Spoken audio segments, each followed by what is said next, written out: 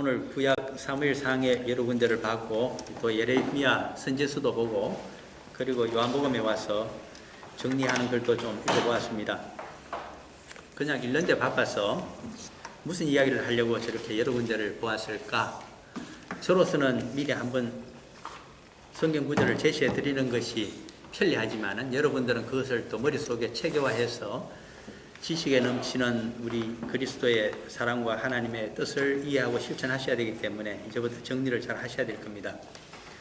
그 제목을 이미 읽어보면서 눈치를 채셨겠습니다만 그 실로가 주제가 됩니다. 그러므로 실로의 교훈, 일단 그렇게 이해하기 쉽게 제목을 실로의 교훈이라고 일단 정해보았습니다. 저는 한 서너 가지 말씀을 드릴 텐데 이해하기 쉽게 제일 첫 토막은 실로의 의미가 무엇일까 하는 것이 제일 첫 번째 좀 성경에서 나타나는 대로 좀 살펴보고자 합니다. 주로 히브리 성경이 되겠죠. 두 번째는 실로의 성막에 있었던 대제사장 엘리 집의 잘못이 과연 무엇인가? 왜 그들이 가문이 망하는 멸절을 당하는 그러한 여호와의 심판을 받게 됐는지 그 잘못의 내용에 대해서 좀 두 번째로 살펴보고자 합니다. 세 번째로 가게 되면 아들 대신에 그 양자같이 키움받은 사무엘이 대사사가 되고 대제사장이 되는 특이한 개성이 나타납니다. 그것의 의미가 과연 무엇일까? 그것이 복음적인 의미까지 어떻게 나타나고 그리고 한 가문의 일이 예레미야서에 표기된 그대로 한 서민의 나라가 망하고 그리고 이방 나라가 차례대로 망하게 되는 그러한 여호와의 역사 섭리와 어떻게 연결이 되고 있는가? 그래서 마지막 결론에 가게 되면 성도의 시대가 선민의 시대가 아니라 성도의 시대로 넘어가게 되는 이 구약에서 신약으로 넘어가게 되는 그 계기가 거기서 어떻게 설명이 되어지는가까지 쭉 설명이 되어지기 때문에 성경 전체를 관통할 수 있는 키워드가 사실은 실로라고 하는 말의 의미입니다. 그 말을 먼저 이제 첫 번째 제가 의미부터 말씀드리겠다고 했기 때문에 어디에 있을까 찾아보셔야 됩니다.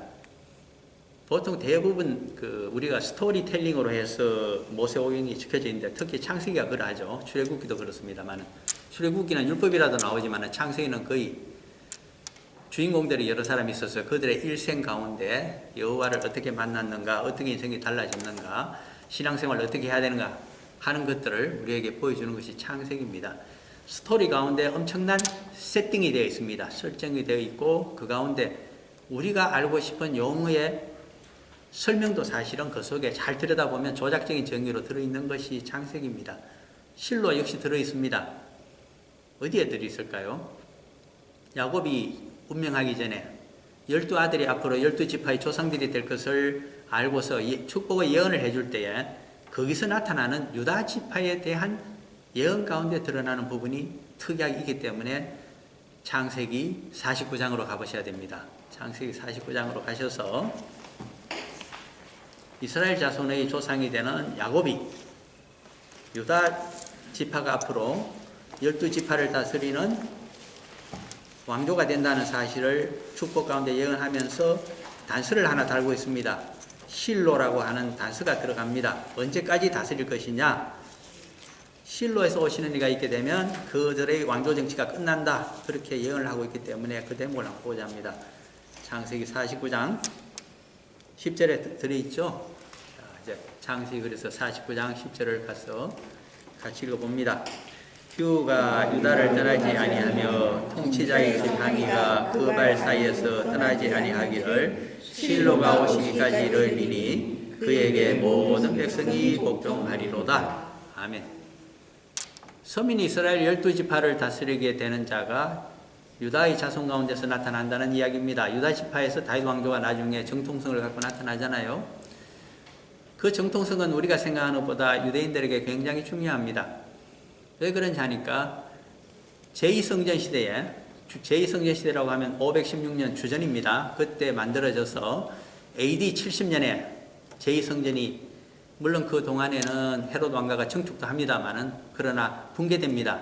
그러므로 제2성전 시대는 주전 516년에서 건립이 되어서 AD 70년까지 약 600년 가까이 제2성전 시대가 도래하게 되는데 그 말에 예수 그리스도께서 오신 것이죠. 그런데 제2성전 시대에 이제 특징이 하나 있습니다. 그것은 뭔가 하면 제2성전 시대에는 이제 선지자들이 많이 있었고 그들이 이제 얘기를 하지만은 말라기 선지자를 끝으로 해서 회색 시대로 접어들게 됩니다.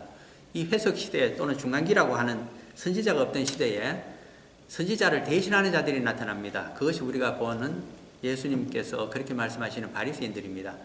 바리새인들의 등장을 학자들이 연구해서 주로 고정하기로 주전 142년 하스모니안 왕조의 승립 때부터 갈라졌다 이렇게 주장을 많이 합니다. 사두개인들, 바리새인들, 에세네파도 그때 갈라졌을 것이다. 왜 그러냐 하니까 주전 142년에 하스모니안 왕조라고 하는 것이 예루살렘에서 승립이 되어서 시리아를 물리치면서 독립전쟁에 이겨가지고 한 20년 정도 전쟁을 치죠. 그래서 마지막으로 살아남았던 마카비의 제사장의 두 아들 가운데 한 사람이 살아남습니다. 그가 하스모니안 왕조를 이루었는데 이것이 바로 제사장 가문이 왕이 된 겁니다. 레위인들의 왕조가 승립됐을 때에 이 왕조가 그래도 주전 142년에 대해서 나중에 헤롯이 완전히 무너뜨릴 때까지 한 주전 37년 정도가 됩니까? 그러면 성립이 한 80년 동안 존재를 했음에도 불구하고 한 거의 100년 존재하나요? 그러나 그 정통성을 인정하지 않습니다. 왜? 유대 지파의 다윗 왕조가 아니기 때문에. 이스라엘 12지파 가운데 우리가 북쪽 이스라엘이 주전 722년에 아수르에 의해서 망했습니다. 10지파가 사라집니다. 2지파가 살아남았습니다. 남쪽 다윗 왕조 유다 왕국에 다수는 유다 지파 그리고 아주 극소수의 북쪽에 유다 지파 땅 위에 자리 잡은 것이 베냐민 지파였습니다. 베냐민 지파는 우리가 사사기에서 아는 대로 600명의 용사들만이 살아남아서 아내를 겨우 얻어가지고 명맥을 유지했는 베냐민 지파입니다. 그리고 유대 땅에서는 13개 성읍을 주어서 아론의 후손들이 제비를 뽑았기 때문에 제사장들은 전부 남쪽 유다 왕국에 살고 있었습니다. 북쪽에 있던 레위인들도 탈출을 했습니다. 요새 말로 탈북, 옛날 말로 하면 올람을 한 거죠. 왜 그랬느냐? 금송아지 우상을 섬겼기 때문에. 이렇게 돼서 구성이 되었기 때문에 몇 번 말씀드립니다만은 이스라엘이란 말이 사라지고 이제는 유다란 말이 선민 이스라엘의 정통성을 이야기하고 그들의 정통성의 중심이 뭐냐 하니까 다윗 왕조입니다. 그런데 이 다윗 왕조의 정통성이 선민의 정통성이 이스라엘에서 유다로 유다에서 다윗 왕조로 그렇게 축약이 되어 가는데 집중이 되었는데 그것이 언제 깨어지느냐? 그들의 조상인 이스라엘 야곱의 예언에 따르게 되면 창세기 49장 10절에서 실로가 오시면 깨어진다. 그 말을 지금 하고 있는 것입니다.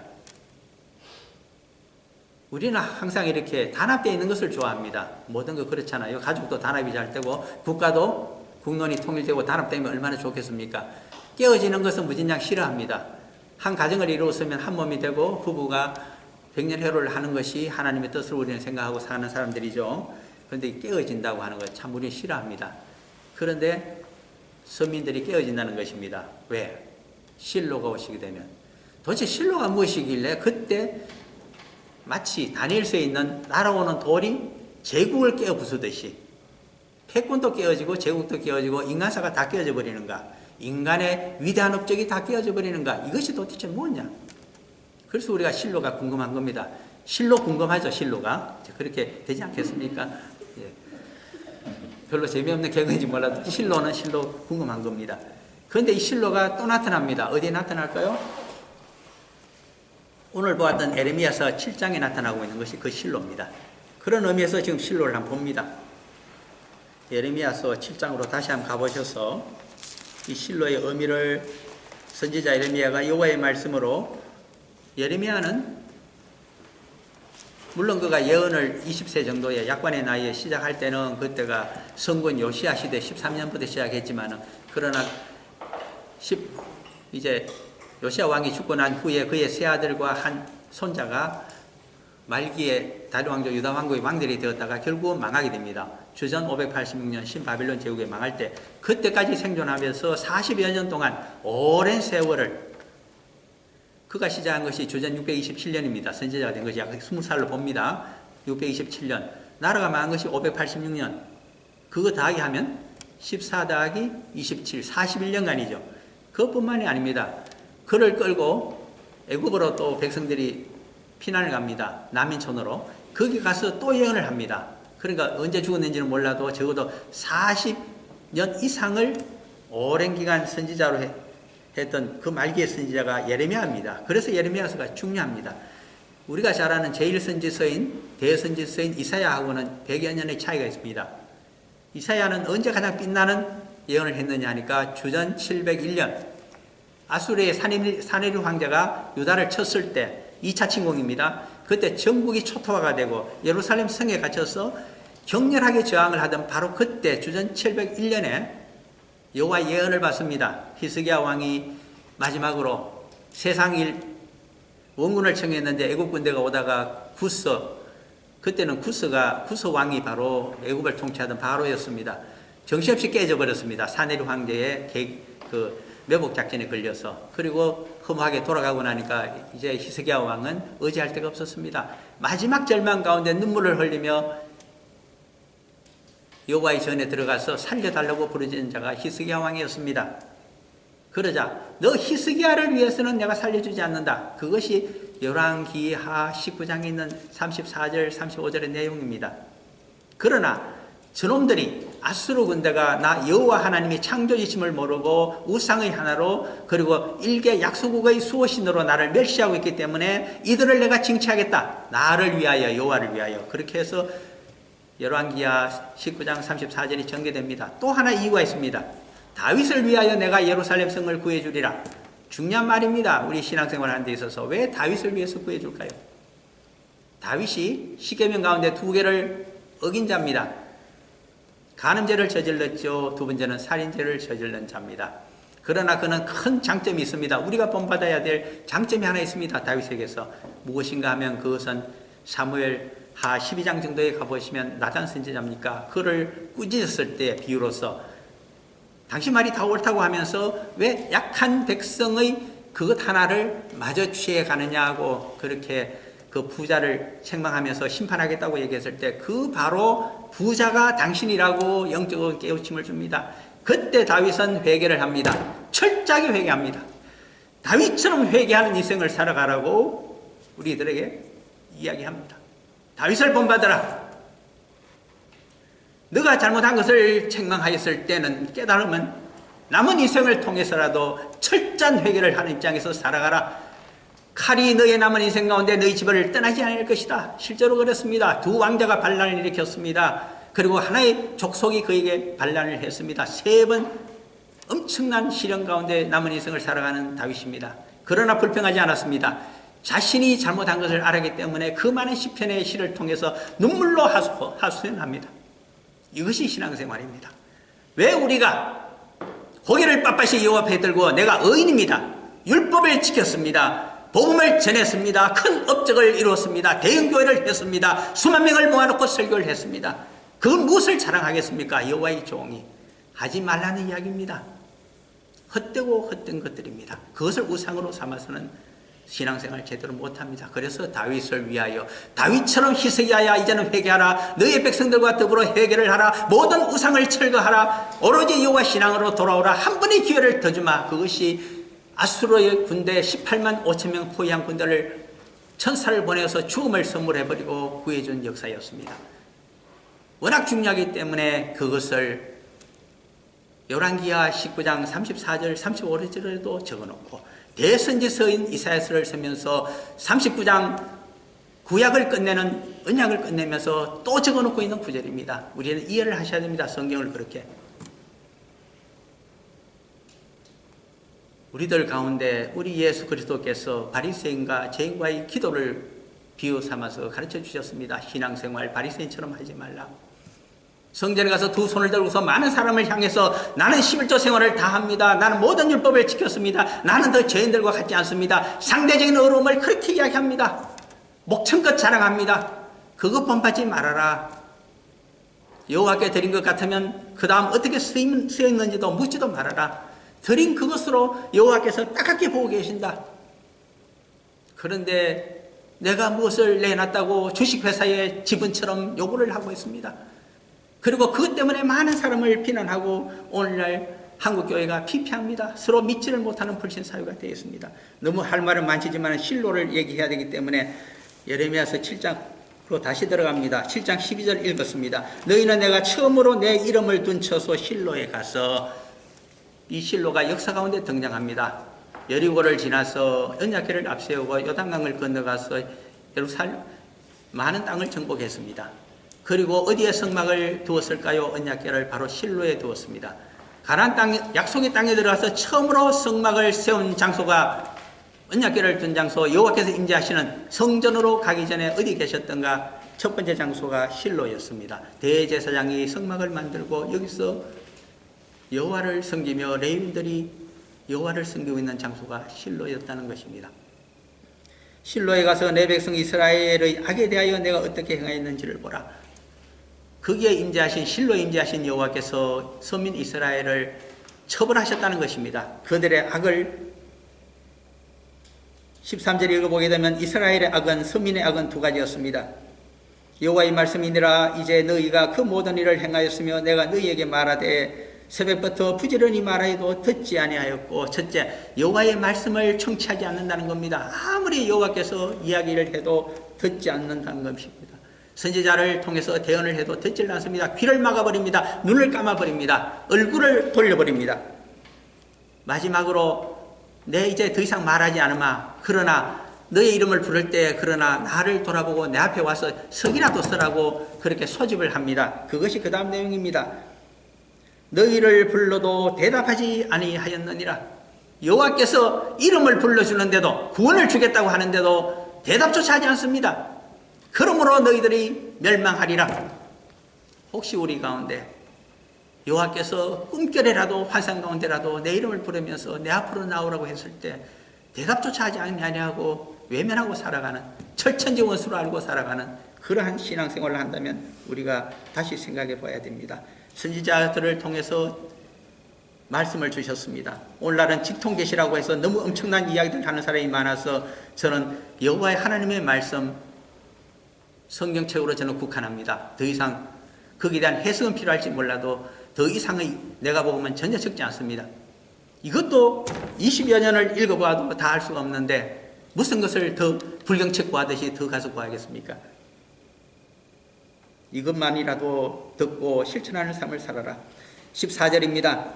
예레미야서 7장 지금 14절을 보고 있는 겁니다. 그러므로 내가 실로에 행한같이 너희가 신뢰하는 바 내 이름으로 일컬음을 받는 이 집, 곧 너희와 너희 조상들에게 준 이곳에서 행하겠고, 첫째는 집입니다. 그 집이 나타나는 것이 오늘 사무엘상 2장에서 보았던 엘리 대제사장의 집이 멸절을 당하게 되는, 가문이 문을 닫게 되는 잘못 때문에 그것을 하고, 두 번째는 그것이 확대되어서 죄가 커짐에 따라서 서민의 나라가 주전 722년에는 북조 이스라엘 10지파가 망하고 120~30년 후에는 주전 586년에 신바벨론에 의해서 다윗 왕조 유다 왕국이 망함으로 서민의 나라가 이 세상에서 사라진다는 것입니다. 그럼 예수 그리스도께서 오셨을 때 서민 유대인들이 예루살렘과 유대 땅에 있지 않았습니까? 그들은 도대체 무엇입니까? 그것은 나라가 아닙니다.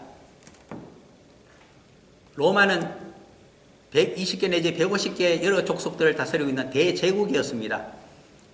그들은 유럽과 그리고 중동 땅에서 대제국을 갖고 있었을 때 그 중에 그저 하나의 민족에게 종교적인 자치권만을 허용해 준 것이 선민사회였습니다. 예수 그리스도 때는. 그래서 그 정치적인 지위를 잘 설명해야 속국이고, 그냥 정확하게 보자면 그것은 그냥 총독이나 시켜서 헤롯 왕가에게 시켜서 대신 통치하게 했던 하나의 그런 사회성을 가지는 하나의 공동체에 불과한 것입니다. 나라는 진작 망했습니다. 그런데 15절이 문제입니다. 내가 너희 모든 형제 곧 에브라임 온 자손을 쫓아낸 것 같이, 에브라임 지파가 다윗과 솔로몬의 제국이 솔로몬의 아들이었던 로밤 왕 2년에 두 개로 쪼개졌습니다.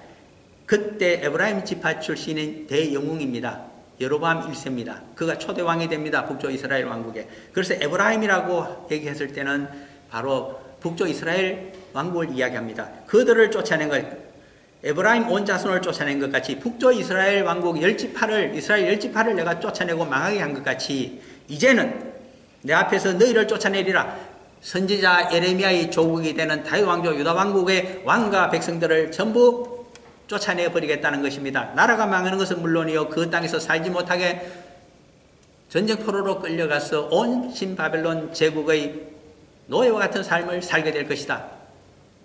물론 예레미야가 뒷부분에 가게 되면 약 70년으로 그 기간을 국한해 줍니다마는 그러나 주전 539년에 페르시아가 신바벨론 제국을 무너뜨렸지만은 고토로 돌아온 자는 일할도 되지 못한다는 사실이 에스라스에 고스란히 적혀 있다는 것을 말씀드리고 싶습니다.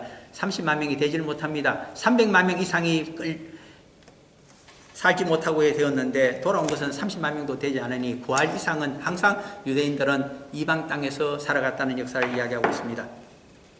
여기까지 예레미야서를 좀 말씀드린 다음에 이 실로에 대해서는 설명 중에 좀 나왔습니다만은 열왕기상 11장으로 가게 되면 40년 동안 아버지를 잘 둔 덕택에 솔로몬이 제국을 이어받습니다. 솔로몬이 이어받은 제국은 마치 옛날 고구려의 광개토 대왕의 아들이었던 장수왕이 큰 제국을 물려받은 것처럼 그는 제국을 물려받아서 통치를 하게 되는데 전쟁을 별로 하지 않습니다. 다윗은 전쟁을 다 쳐서 제국을 건설한 자고 솔로몬은 전쟁 한번 치지 않고 군대만 강성하게 요새 말로 따지면 행비기만 잔뜩 만들어 놨다가 겁만 주고 외교전을 장수왕처럼 해서 통치를 아주 영리하게 한 자입니다.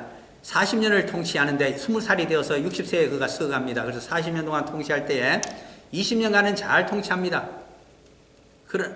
이때 20년 동안에 한 일이 무엇인가 하니까 여호와를 위하여 성막을 드릴 수 있는 성전을 건설한 것입니다.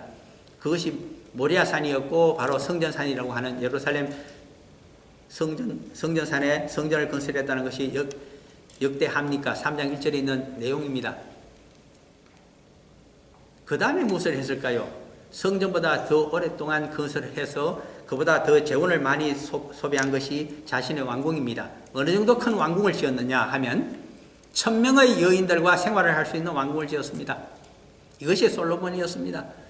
그리고 수도권에 대한 방비를 철저하게 한다고 하면서 건축공사를 수도권에 엄청 벌인 자입니다. 신도시도 막 건설했습니다.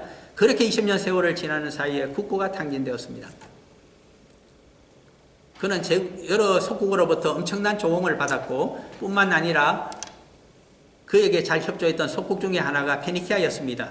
그 중에 두로가 바로 시중에 무역을 관장하던 그 많은 상선을 갖고 있는 나라였는데 히람을 통해서 무역을 해서 엄청난 이익을 분배해서 받아온 자입니다. 뿐입니까? 자신의 배를 또 조선소를 만들었습니다. 에시온게벨입니다.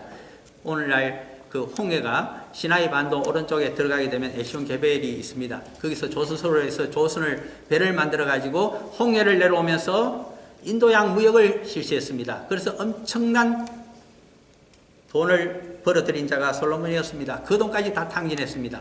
나머지 20년 동안 다 탕진했으면 나머지 20년은 어떻게 했을까요? 돈이 없으면 재원이 없으면 국고가 비었으면 이제 멈춰야 됩니다. 멈추지 않았습니다.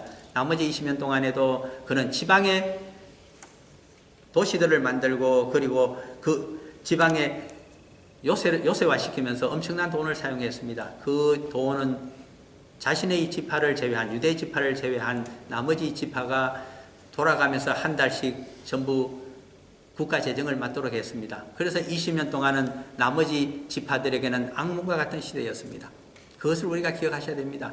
그 불만이 르호보암 왕이 되자 터져버린 것입니다. 르호보암이 그것을 간합하지 아니하자 드디어 쪼개진 것입니다. 이때 쪼개진다는 말이 여로보암에게 들려왔습니다. 대영웅으로 그가 쓸 수 있었던 것이 실로에서 바로 실로입니다. 선지자가 나타나서 여로보암에게 앞으로 12조각의 헌금 가운데 10조각을 너에게 주면서 제국을 쪼개서 너에게 주겠다고 약속한 데서부터 여호와의 예언의 말씀이 나타나는 장소가 실로였습니다. 여기까지 실로를 아시게 되면서 이제는 엘리 집안의 죄에 대해서 세 가지만 빨리 살펴보겠습니다. 이미 사무엘상 2장에서 읽었기 때문에 그냥 정리만 해드립니다. 첫 번째 죄는 2장 22절에 있습니다. 엘리가 매우 늙었더니 그의 아들 중에 아들이 두 사람입니다. 그것이 34절에 있습니다만 홈니와 비나하스입니다. 이 두 아들이 이스라엘에 행한 모든 일과 회막문에서 수종드는 여인들과 동침함을 듣고, 이것은 사무엘상 2장 22절에만 적혀있는 내용이 아닙니다.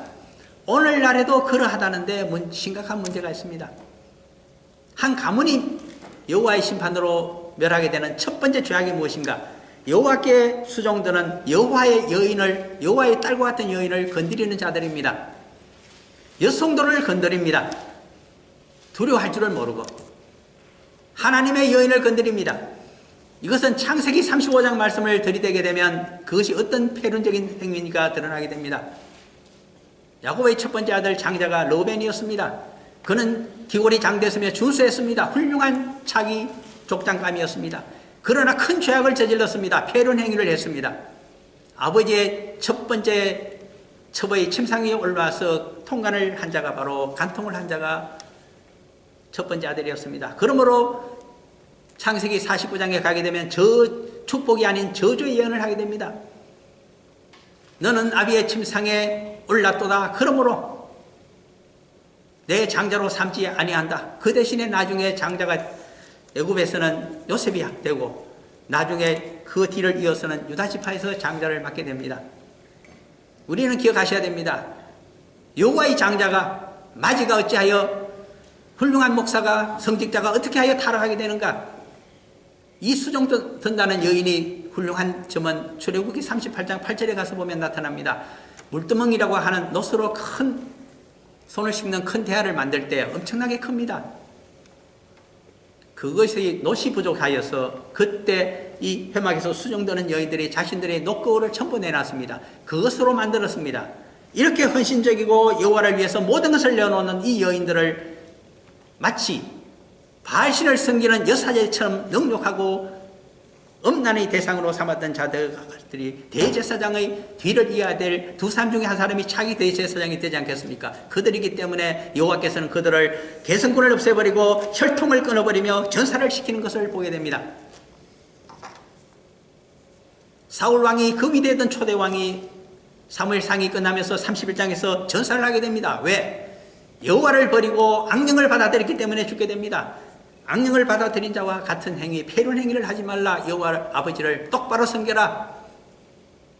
이것이 과연 3000년 전의 이야기일까요? 오늘날의 이야기입니다. 정신을 차려야 됩니다.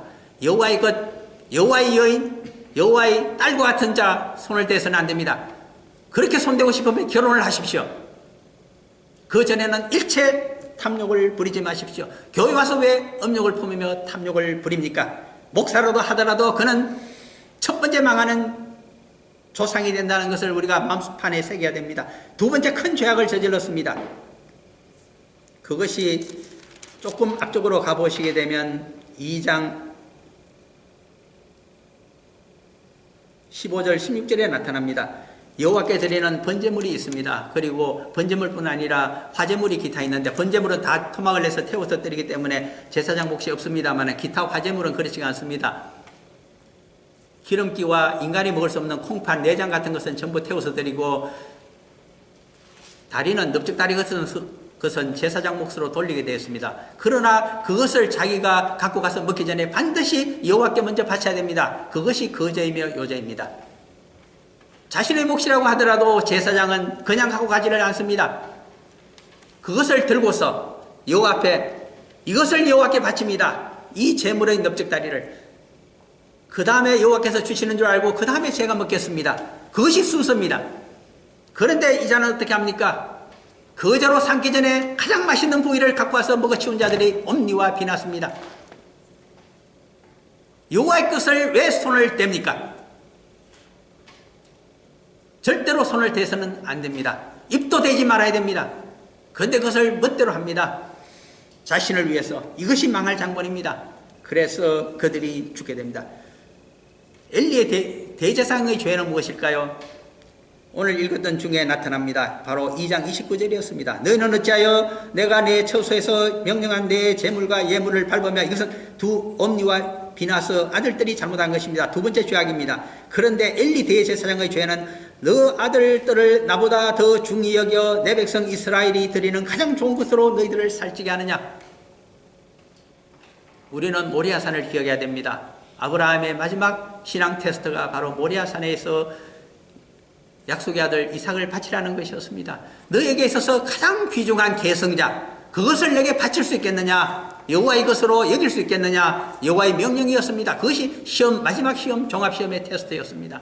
그것을 통과한 자가 아브라함이었기에 창세기 22장에 가게 되면 최초로 여호와를 경외하라는 자라는 휘황찬란한 휘호를 그가 받게 됩니다. 그런데 엘리는 반대였습니다. 그의 아들들을 여호와보다 더 사랑한 자입니다. 그러므로 낙제를 하게 됩니다. 그의 집안이 망하게 됩니다. 그 다음 이 백성들의 죄가 무엇일까요? 이제 드러나게 됩니다. 언약궤와 더불어 드러난 사실입니다. 전쟁을 쳤습니다. 블레셋 족속과 도저히 이길 수가 없었습니다. 그래서 옛날 언약궤를 앞세우고 제사장들이 요단강을 건너서 대성을 또 언약궤를 앞세워서 여리고성을 돌아서 성이 무너진 사건을 기억했습니다. 그러므로 엘리의 두 아들이 실로 있는 언약궤를 가져다가 전쟁터에서 자기들이 제사장들이 매개하여서 먼저 해서 전쟁을 쳤습니다만 승리했을까요? 패배했을까요? 참패를 당하였습니다. 요단강을 건너고 여리고성은 무너졌는데 왜 이 사람들이 했을 때는 무너지는 역사가 없었을까요? 자신들이 무너졌습니다. 우리들에게 신앙생활이 무엇인가를 이야기하고 있습니다. 언약궤가 중요한 것이 아니라 언약궤에 여호와를 임재시키고 우리들을 보호자로 세우기 위해서는 우리들이 여호와 신앙을 가져야 된다는 것을 정확히 설명하고 있는 부분입니다. 여호와 신앙이 없는데 마음속으로 여호와를 섬기지 않는데 언약궤만 앞세워서 뭘 할 것입니까? 성도들이 여호와를 떠나 있고 말씀을 제대로 듣고 실천하지 않는데 호화찬란한 큰 교회당만 지어서 어디 갖다 쓸 겁니까?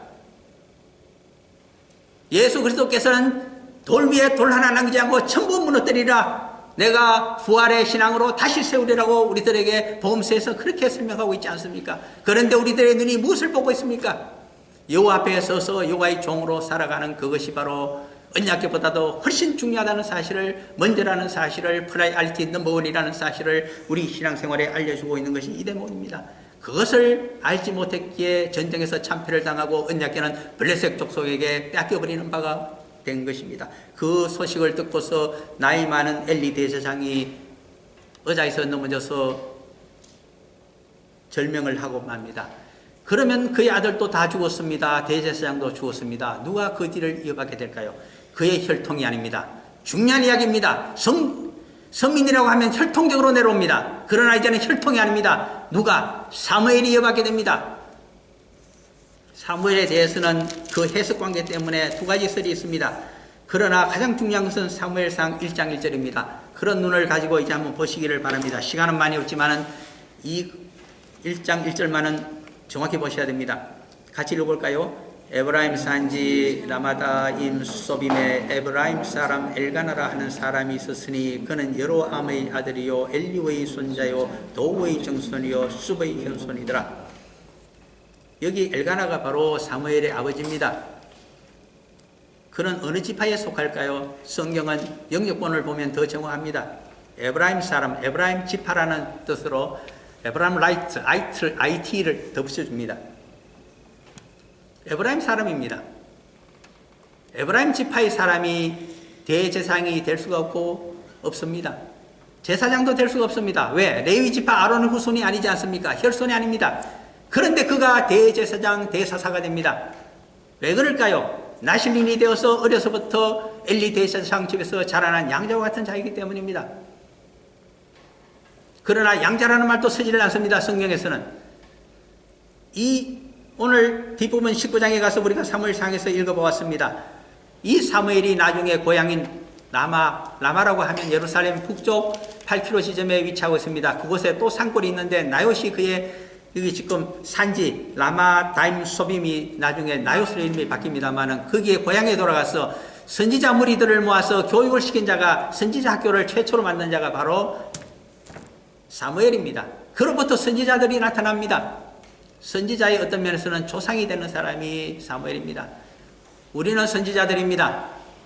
여호와 하나님의 말씀 그리스도의 복음을 맡은 종들이기 때문입니다. 그의 제자들이 아닙니까? 구약적으로 따지게 되면 사무엘이 혈통이 아니면서 대제사장이 되었기 때문입니다. 예수 그리스도가 아론의 후손입니다만 그의 어머니 마리아, 동정녀 마리아가 아론의 혈손입니다. 언니인지 아니면 고모뻘이 되는지는 몰라도 세례 요한의 어머니인 엘리사벳도 가까운 친척이었습니다. 전부 아론의 후손들입니다. 다윗 왕의 후손인 목소 요셉과 결혼을 해서 왕가의 자손과 대제사장의 자손이 결혼한 아주 중요한 집안이었습니다.